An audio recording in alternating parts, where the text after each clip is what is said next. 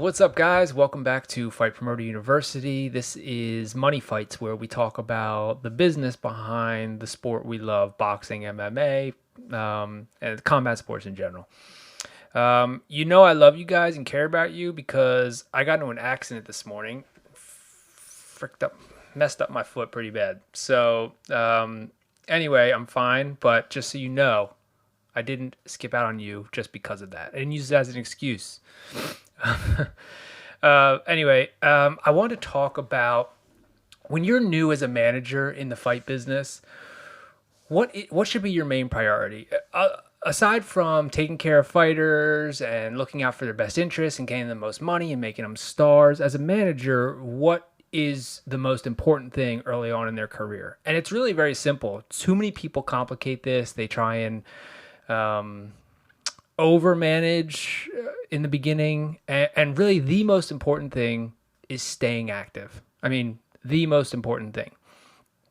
A lot of fighters, you see it all the time, and I've seen tremendously talented fighters whose their whole career gets completely derailed because they're so worried about the matchups and picking fights, and it's like everyone wants to be a matchmaker or like think that they need to, build up big fights. It's like, dude, you've got 2 fights. Like, what are you talking about? Get your ass in the ring and fight and stay active. And same thing with the manager. The managers are to blame too. It's like, you guys are so worried about who they're fighting and looking at their amateur pedigree. And, if the guy's good enough, guy or girl's good enough, they're going to win. Okay. Most fighters, you don't lose early in your career if you're worth a damn, usually. There's obviously some outliers. Bernard Hopkins lost his pro debut and came up, but you know what? If he wouldn't have lost that, I wonder if he would have had the same fire, So regardless, my point is in boxing in particular, the most important thing is getting your numbers up of number of fights and wins. So you could be there's plenty of fighters who are more talented than current world champions that ended up going like 15-1 and just called it a career, but very easily could have been a world champ. And the problem is they're not active enough. They're fighting maybe 1-2 times a year. Sometimes they have long layoffs of 18 months, 24 months for various reasons. And a lot of it is just frustration over contracts, trying to find the perfect opponent. And it gets hard depending on what weight class you're in. If you're a lower weight fighter or you manage a lower weight fighter, or a female fighter, although there are a lot more females than there were just a couple years ago. But the opponents are few and far between, so it becomes a challenge. It sounds so much easier than it really is. It's like then it's actually being done because it's like, okay, 3-4 fights a year, and 5 fights into your career, you're kind of right there on the doorstep of TV fights, world championship opportunities, or at least eliminators.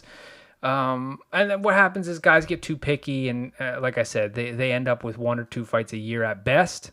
5 fights into their career, 5-0, 6-1, 7-0. It's like, guys, that's not gonna cut it. It's not gonna cut it. To get any kind of notoriety in boxing whatsoever, unless you're Vasyl Lomachenko and have 2 gold medals and they fast track you. You got to be willing to fight who's offered to you. I mean, there's exceptions. If someone offers you a 15-time national champion in your 3rd fight, of course, there's certain things that you're going to turn down. But for the most part, you shouldn't be scared of somebody who made it to semifinals in national gold gloves. Like, is my point. If you're worth anything as a fighter, wouldn't you rather know early on what you have in your fighter, both mentality and talent? Got to keep them active, man. MMA is a little different. MMA, you can get called up to the UFC or Bellator or, Pride 1 championship. Oh, you can get called up with only a handful of fights. So the most important thing in MMA is winning and winning in exciting fashion. Having a bunch of decision wins doesn't usually get the attention of the higher ups, the big time promoters. So You can actually be a little bit more selective of opponents as an MMA manager. However, your fighter obviously has to have the talent to perform. But you also don't want, again, it's the same situation where, that's great if you get called up to the UFC, let's say 8 fights into your career. But if you're turning down fights and being way too picky and it takes you 6 years to get to 8 fights, I mean, come on, what are we doing here? So early on, really the key is in both sports, stay active, get wins, don't be too picky, and make sure that you are prepared to fight. How many times are you going to a card where fighters drop out? You want to have the kind of fighter that can step in a moment's notice. And a lot of times those fights that you take on short notice are bigger money, weaker opponents typically, because promoters are just trying to fill that space on the card. They're not putting you in with a world beater. So keep that in mind. If you're just getting started, you're signing pro debut fighters, or maybe just someone just a couple fights into their career, make sure they understand the importance of staying active in those first few years. And then when you get to that next level, that's when we really start nitpicking opponents and all that. I mean, even still, we're not being hard to deal with. We want to still accept fights, etc. if they're winnable, but or financially nice for you and the fighter. But you got to stay active and don't overcomplicate it. Stop thinking you're a world championship fighter if you are less than 10 fights into your career. Just stop.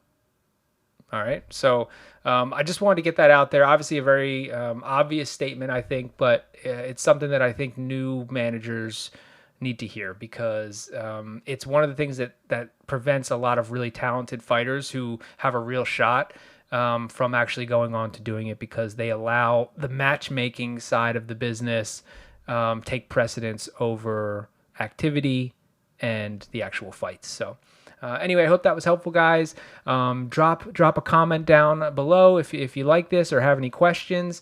And if you'd like to learn more, you can visit us at fightpromoteruniversity.com. Thank you.